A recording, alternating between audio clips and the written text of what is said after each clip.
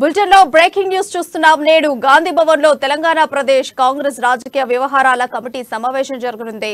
TPCC chief అధ్యక్షులు రేవంత్ రెడ్డి అధ్యక్షతన మధ్యాహ్నం గాంధీ భవన్ లో జరగనున్న ఈ సమావేశంలో తాజా రాజకీయ పరిణామాలపై చర్చించనున్నారు. కర్ణాటక ఎన్నికల ఫలితాల అనంతరం పార్టీ కేడర్లో కొత్త జోష్ వచ్చిన నేపథ్యంలో ఈ ఉత్సాహాన్ని మరింత ముందుకు కొనసాగించడం ఎలా అన్న దానిపై కాంగ్రెస్ ముఖ్య నేతలు చర్చించనున్నారు.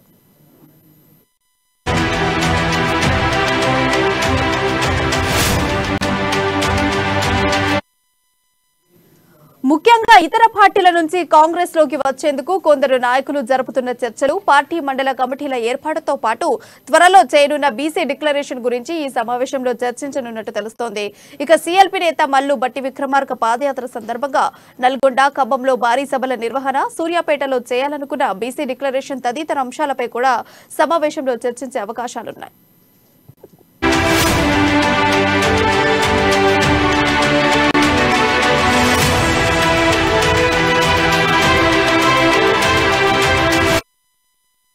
బ్రేకింగ్ న్యూస్ చూస్తున్నాం. నేడు గాంధీ భవన్ లో తెలంగాణ కాంగ్రెస్ రాజకీయ వ్యవహారాల కమిటీ సమావేశం జరగనుంది. టీపీసీసీ చీఫ్ అధ్యక్షులు రేవంత్ రెడ్డి అధ్యక్షతన మధ్యాహ్నం గాంధీ భవన్ లో జరగనున్న ఈ సమావేశంలో తాజా రాజకీయ పరిణామాలపై చర్చించనున్నారు. ఇక దీనిపై మరింత సమాచారం మా ప్రతినిధి ప్రవీణ్ తెలియజేస్తారు. ప్రవీణ్, చెప్పండి. Thank you Priya. నేడు TPCC political affairs committee meeting ఈ రోజు మధ్యాహ్నం 3 గంటలకి గాంధీ భవన్ లో రాష్ట్ర వ్యవహారాల ఇన్ఛార్జ్ మాణిక్ రోటాక్ అధ్యక్షన అయితే జరుగుతుంది. అయితే ఒక భేటీలో పాల్గొన్న వారు మనం చూసినట్లయితే ఏఐసీసీ ఇన్ఛార్జ్ కార్యదర్శులు రోహిత్ చౌదరి, మన్సూర్ అలీఖాన్, సిపి విష్ణునాథ్, అలాగే టీపీసీ అధ్యక్షులు రేవంత్ రెడ్డి, ఏఐసీసీ కార్యదర్శి Sampath Kumar Sridhar Babu, AICC secretary Chinnareddy, Vamshi Chandareddy, TPCC working presidents Mahesh Kumar Goud, Anjan Kumar Yadav, Geetareddy, Azharuddin, Jaggareddy, అలాగే మాజీ టీపీసీసీ అధ్యక్షులైనటువంటి వి హనుమంతరావు, పొన్నాల లక్ష్మయ్య, ఎమ్మెల్యేలు అయినటువంటి జగ్గారెడ్డి సీతక్క, శ్రీధరరావు, పూడం వీరయ్య, భట్టి విక్రమార్క, ఎమ్మెల్సీ జీవన్ రెడ్డి, ఎంపీలు అయినటువంటి కొమ్మటిరెడ్డి, వెంకటరెడ్డి, ఉత్తమ్ కుమార్ రెడ్డి, అలాగే మాజీ కేంద్ర మంత్రులు అయినటువంటి బలరాం నాయక్, రేణుకా చౌదరి, ప్రచార కమిటీ చైర్మన్ మధుయాష్కి గౌడ్, వీరందరూ కూడా ఇక్కడ కమిటీలు అయితే పాల్గొంటారు. అయితే ప్రధానంగా చూసుకున్నట్లయితే తాజా రాజకీయ పరిస్థితులపై ఒక పిఎస్సీ మీటింగ్ అయితే ఒక చర్చ అయితే జరగనుంది. అయితే కర్ణాటక ఎన్నికల ఫలితాల నేపథ్యం చూసుకున్నట్లయితే అలాంటి ఫలితాలు కూడా తెలంగాణలో ఏ విధంగా పునరావృతం చేయాలనే విధంగా దిశగా అయితే ఇప్పటికైతే పలుసార్లు అయితే ఇలాంటి మీటింగ్లు అయితే పెట్టడం జరిగింది. ఇదే తరుణంలో అయితే ఈ రోజు అయితే ఈ యొక్క మీటింగ్ అయితే చర్చ అయితే జరుగుతుంది. అయితే ఈ యొక్క చర్చలో మనం ప్రధానంగా చూసుకున్నట్లయితే బీఆర్ఎస్ పార్టీ చూసుకున్నట్లయితే ఒక బీఆర్ఎస్ పార్టీ వైఫల్యాలు, ప్రభుత్వం ప్రజల దృష్ట్యా చేస్తున్న ఒక వైఫల్యాలు కావచ్చు, ఇచ్చిన హామీలు కావచ్చు, ఇవన్నీ కూడా ప్రజలకి ఎటువంటి నిరుపయోగంగా ఉన్నట్లుగా ఈ యొక్క చర్చలో అయితే భాగంగా అయితే దీంట్లో చర్చించుకున్నారు. అయితే ప్రధానంగా చూసుకున్నట్లయితే ఒకవైపు కర్ణాటక ఎన్నికల ఫలితాలు చూసుకున్నట్లయితే ఇక్కడే పునరావృతం చేయాలి, అలాగే రానున్న ఎన్నికల్లో 5-6 నెలల్లోనే ఉంది. అయితే ఏ విధంగా తెలంగాణ కాంగ్రెస్ కమిటీ అంటే ఏ విధంగా ముందుకి తీసుకువెళ్ళాలి అలాంటి వ్యూహ రచనలో భాగంగా అయితే ఈ యొక్క పిఎస్సీ మీటింగ్ లో అయితే చర్చ అయితే జరుగుతుంది. అలాగే రీసెంట్ గా చూసుకున్నట్లయితే మాజీ పిసిసి అధ్యక్షులైనటువంటి విహెచ్ గారు పలుసార్లు అయితే చెప్పారు. అదే బీసీ గర్జన ఏదైతే ఉందో సూర్యాపేట కేంద్రంగా ఒక బీసీ గర్జన అయితే చేపట్టనున్నారు.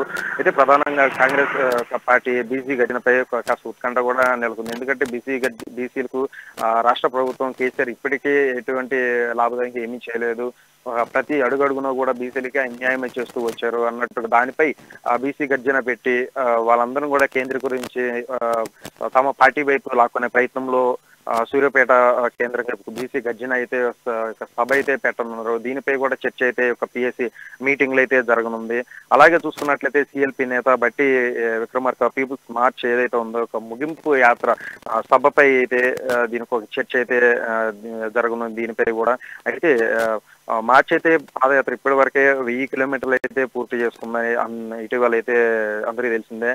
అయితే మార్చి 16న ఆదిలాబాద్ లోని పిప్పీర్లో ప్రారంభమైన యాత్ర జూన్ 25న అయితే ఖమ్మంలో అయితే ముగుస్తుంది. తన పాదయాత్రలో చూసుకున్నట్లయితే ధరణి పోర్టల్లో అడుగడుగును కూడా భూకంపం జరిగింది, అడుగడుగును అవకతవకలు జరిగిన ప్రజల యొక్క సమస్యలు అయితే ఈ యొక్క పాదయాత్రలు అయితే బట్టి అయితే విన్నారు. అలాగే ఆవిష్కృతంగా ఉన్న పోడి భూములు సమస్యలు కావచ్చు ఈ ఆయన దృష్టికి అయితే వచ్చాయి.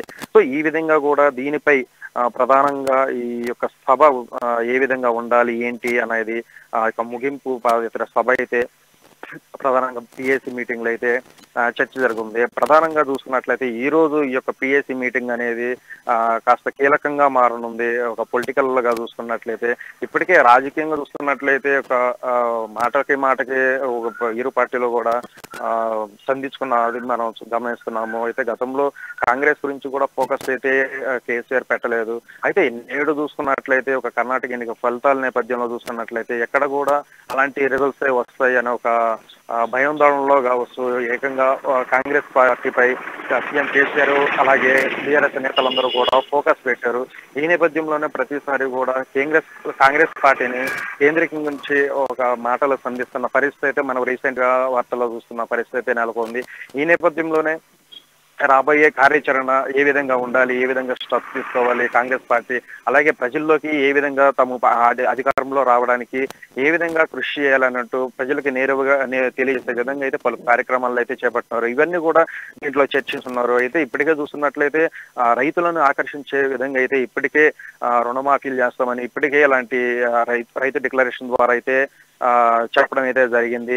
ఇంకోటి యూత్ డిక్లరేషన్ కావచ్చు. యూత్ డిక్లరేషన్ నేపథ్యంలో కూడా యువతని ఏ విధంగా ఆదుకుంటాము, కాంగ్రెస్ పార్టీ అధికారంలోకి వచ్చాక బిస్వల్ కమిటీ చెప్పిన 1,90,000 పోస్టులు ఏవైతే ఉన్నాయో ఇవన్నీ కూడా రిలీజ్ చేస్తాం. అలాగే రిలీజ్ చేసిన పక్షంలో నిరుద్యోగ వృత్తి 4,000 అందిస్తాం. సో ఇలాంటివన్నీ కూడా ప్రజలకు నేరుగా తీసుకువెళ్లే విధంగా అయితే ఒక కాంగ్రెస్ పార్టీ అడుగులు వేసింది. ఇలాంటి కీలకమైన అంశాలు కేంద్రీకరించి ఈ యొక్క వ్యవహారాల కమిటీ పొలిటికల్ అఫైర్స్ కమిటీలో అయితే పూర్తిగా అయితే చర్చిస్తున్నారు. ఈ విధంగా అయితే అడుగులు అయితే ముందుకు వేస్తూ కాంగ్రెస్ పార్టీని బలోపేతం చేస్తున్నారు. ఇప్పటికే చేరికలు అయితే చూసుకున్నట్లయితే విపరీతంగా భారీగా బీఆర్ఎస్ అలాగే బీజేపీ బీఎస్పీ పార్టీల నుంచి భారీ చేరికలు అయితే ఇప్పటికే జరిగినాయి.